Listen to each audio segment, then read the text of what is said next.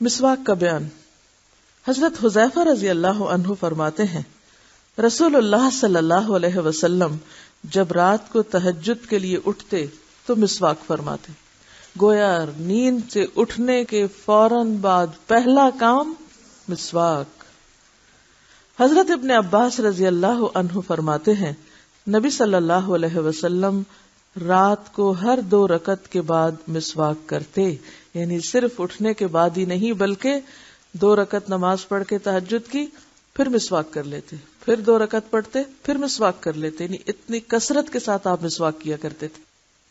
کیونکہ اس سے پوری نیند چلی جاتی، انسان دوبارہ سے فریش ہو جاتا ہے اور قرآن پڑھنے میں لطف بھی زیادہ آتا ہے جتنا آپ کا منہ زیادہ صاف ہوگا۔ سیدہ عائشہ رضی اللہ عنہا سے روایت ہے کہ رسول اللہ صلی اللہ علیہ وسلم نے فرمایا مسواک منہ کے لیے طہارت کا سبب اور اللہ کی رضامندی کا ذریعہ ہے۔ سیدہ ام سلمہ رضی اللہ عنہا سے روایت ہے کہ رسول اللہ صلی اللہ علیہ وسلم نے فرمایا جب بھی میرے پاس جبریل آتے تو مجھے مسواک کرنے کا حکم دیا کرتے تھے، مجھے خطرہ لاحق ہوا کہ میں اپنے منہ کی اگلی جانب نہ چھیل لوں، یعنی اس کثرت سے آپ مسواک کرتے تھے اور جبریل بھی آپ کو مسواک کرنے کا کہتے کہ مجھے یوں ڈر لگتا کہ جیسے اگلا حصہ چھل جائے گا۔ حضرت ابو ہریرہ رضی اللہ عنہ سے روایت ہے کہ رسول اللہ صلی اللہ علیہ وسلم نے فرمایا اگر میں اپنی امت کے لیے مشکل نہ جانتا تو اپنی امت کو عشاء کی نماز میں تاخیر کرنے اور ہر نماز سے پہلے مسواک کرنے کا حکم دیتا۔ تو اس سے بھی یہ بات پتہ چلتی ہے کہ مسواک کی جہاں بہت تاکید ہے وہاں مسواک کرنا پھر ایک مستحب عمل ہے، فرض یا واجب کے درجے میں نہیں ہے، اگرچہ تاکید بہت ہے۔ اور کیوں نہیں اس کو فرض قرار دیا گیا کہ لوگوں کے لیے مشقت ہو جاتی، ہر جگہ انہیں اپنے ساتھ مسواک رکھنا پڑتا اور اگر نہ ہوتا تو پھر ان کے لیے عبادت مشکل ہو جاتی۔ لیکن بہت ساری چیزیں ایسی ہیں زندگی میں، صرف مسواک ہی کی بات نہیں، کہ ان کے اوپر شوق بھی دلایا گیا، آپ صلی اللہ علیہ وسلم کا طرز عمل بھی ہمیں پتہ چلتا ہے اور بار بار کی تاکید بھی پتہ چلتی ہے، لیکن اس کے باوجود ہم پہ لازم نہیں کیا گیا۔ ایسے میں ہمیں کیا کرنا چاہیے کہ حد الوسع جتنا بھی ممکن ہو ان چیزوں کو اپنی عادت بنا لیں۔ آپ میں سے کتنے لوگ لکڑی والی مسواک کرتے ہیں؟ آپ دیکھیے کہ جہاں یہ ایک سنت ہے وہاں اورل ہائیجین کا بہترین ذریعہ ہے، کوئی ربڑ پلاسٹک کا ٹوتھ پیسٹ، کوئی ماؤتھ واش، کوئی دوسری چیز دنیا کی اس کی جگہ ہے ہی نہیں۔ ایک بہت ہی نیچرل انداز ہے منہ کو صاف کرنے کا، اور آپ دیکھیں گے کہ اگر آپ واقعی اس کو روٹین میں کرتے ہیں تو جو آپ کا ڈینٹل ڈکے ہے اس کو آپ پریونٹ کر سکتے ہیں، جو کہ کسی بھی ٹوتھ پیسٹ سے نہیں ہو سکتا، کیونکہ ہر ٹوتھ پیسٹ میں کسی نہ کسی طرح کی شوگر، کسی نہ کسی طرح کے کچھ ایسے کیمیکلز شامل کیے ہوتے ہیں، پریزرویٹیوز وغیرہ اس کو پریزرو کرنے کے لیے، جبکہ لکڑی کو پریزرو کرنے کے لیے کوئی ایسی ضرورت نہیں ہوتی۔ تو جو فائدے مسواک کے ہیں وہ کسی برش اور ٹوتھ برش اور ماؤتھ واش کے نہیں ہیں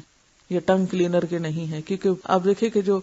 عام ٹوتھ برش ہوتا ہے وہ اس سے ٹنگ نہیں کلین کر سکتے، آپ کو پھر ٹنگ کلینر الگ لینا ہے، پھر منہ کی خوشبو کے لیے ایک الگ چیز استعمال کرنا ہے، تو اس میں وقت کا کتنا ضیاع ہے، مال کا کتنا ضیاع ہے۔ ایک لکڑی کی سٹک پہ آپ کا کیا لگے گا؟ اس کا یہ مطلب نہیں کہ آپ ٹوتھ پیسٹ نہ کریں، وہ بھی آپ ایٹ ٹائمز کر لیں، لیکن اس کی عادت ضرور ڈال لیں، اور عادت ڈالنے میں صرف صحت کے فائدے کو سامنے رکھتے ہوئے نہیں بلکہ سنت کو سامنے رکھتے ہوئے، کیونکہ مسواک کے ساتھ جو نماز پڑھی جاتی ہے اس کا 70 گنا اجر بڑھ جاتا ہے بغیر اس کے جو مسواک کے بغیر پڑھی جاتی۔ اچھا، اب آپ دیکھیے کہ بات ہے عادت کی، بات ہے استعمال کے طریقے کی، کیونکہ میں نے بہت غور کیا کہ لوگ ایسا کیوں نہیں کر پاتے،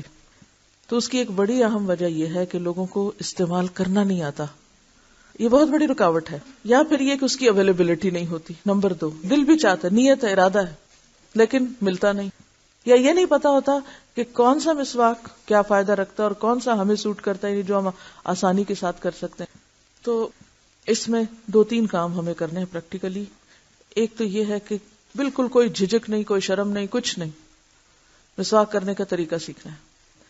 کیونکہ بعض مسواک آسان ہوتے ہیں استعمال کرنے، جن میں زیتون کا یا نیم کا جو مسواک ہوتا ہے اٹس ویری ایزی، بہت جلدی اس کا آگے وہ برش بن جاتا ہے اور انسان بہت آسانی سے کرتا ہے۔ اسی طرح عام طور پہ جو پیلو کا مسواک ہے وہ بھی بہت فائدہ مند چیز ہے. نبی صلی اللہ علیہ وسلم حلق تک مسواک کیا کرتے تھے کہ ساری جو آپ کی علائشیں ہیں وہ آپ کی زبان یا ٹنگ کے پچھلے حصے پہ چلی جاتی ہیں, وہاں جم جاتی.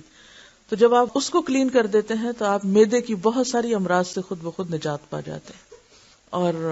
حضرت عائشہ فرماتی ہے کہ آپ صلی اللہ علیہ وسلم جب مسواک کرتے تھے تو اع کی آواز آتی تھی, یعنی وہ اتنا آگے تک کرتے تھے کہ جیسے تھرو اپ کرنے لگے ہوں. اور آپ کو پتا ہے میں سب سے ہارڈسٹ مسواک یوز کرتی ہوں, اور وہ تمبر کی مسواک ہے. میں مری سے یا ابٹاباد سے خاص طور پر منگواتی ہوں. جو بھی کوئی وہاں سے آنے والا ہو تو میری ریکویسٹ ہوتی ہے. ابھی پچھلے دنوں میں کینیڈا گئی تھی, میں نے کینیڈا تک وہی مسواک منگائی کیونکہ مجھے اس کے علاوہ کسی اور میں لطف ہی نہیں آتا. وہ سب سے سخت مسواک ہے اور آخر تک وہ کڑوی رہتی ہے. بعض مسواک ہوتے ہیں نا شروع میں وہ نر ہوتے ہیں اور پھر اس کے بعد ختم ہو جاتے ہیں, لیکن جب سے میں نے وہ شروع کیا الحمدللہ دانتوں کو کوئی تکلیف نہیں ہوئی. کہ ہوتا ہے نا کہ کوئی درد یا کسی قسم کی کوئی کھچاؤ یا کچھ, الحمدللہ. حالانکہ اس سے پہلے کچھ نہ کچھ سلسلہ چلتا ہی رہتا تھا. سب سے پہلے نرم ترین مسواک اگر آپ شروع کریں گے تو آپ کے لیے بہت آسانی ہوگی اور آپ کو عادت پڑ جائے گی. ونس آپ یوز ٹو ہو جائیں گے تو پھر کسی بھی قسم کا مسواک آپ یوز کر سکیں گے. سب سے نرم اور سب سے آسان اور سب سے زیادہ جس کا آگے برش بن جاتا ہے زیتون کا مسواک ہے. اور اس میں یہ ہے کہ اگر آپ اس کو تھوڑا سا بھی بھگو دیں پیچھے سے, سامنے سے نہیں پیچھے سے, تو وہ چونکہ درخت کا حصہ ہے تو فوراً آگے تک اپنا اثر پہنچا دیتا ہے. اس کو اتنا زیادہ دیر نہیں آپ بھگوئیں کہ جس سے یہ بالکل ہی گل کے اتر جائے یا ٹوٹنے لگے, کیونکہ اگر آپ زیادہ بھگوئیں گے تو آپ کرنے لگیں گے اور یہ آپ کے ہاتھ میں ٹوٹنے لگ جائے گا مسواک. اور آپ یہ بھی کر سکتے ہیں کہ آپ اس کو تھوڑی دیر اگر اگلی سائڈ بھی 5 منٹ صرف بھگو دیں تو اس کے بعد آپ دانت سے چبانا شروع کریں. جب آپ چبانے لگیں گے تو اس سے آپ کے ویسے بھی دانتوں کی جو ہڈی ہے وہ مضبوط ہوگی. اور چباتے ہوئے آپ اگر یہ باہر کا چھلکا جو ہے اس کو تھوڑا سا دانت سے ہی چھیل دیں, چھری سے کسی اور چیز سے اس کو نہ چھیلیں کیونکہ یہ ویسے ہی بہت نرم ہے. اور اس کے بعد آپ اس کو دائیں بائیں کرنا شروع کریں, اور تھوڑی دیر کے بعد جب یہ نرم ہو جائے تو پھر نرم حصہ جو بالکل بالوں کی طرح نرم ہو جاتا ہے پھر اس کو آپ زبان پر استعمال کرنا شروع کریں. انشاءاللہ ایک دفعہ سلسلہ شروع ہو گیا تو پھر آپ اس کو چھوڑ نہیں پائیں گے. یعنی جو آپ کو طہارت و نظافت کا احساس ہوگا مسواک کے بعد وہ کسی بھی اور چیز کے ساتھ ہوتا ہی نہیں. اس وقت جو مجھے آپ سے مطلوب ہے وہ یہ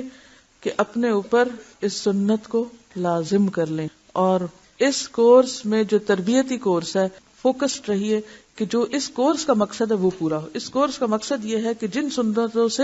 ہم اب تک اعراض برتے ہوئے ہیں ان سنتوں کو اپنی عملی زندگی میں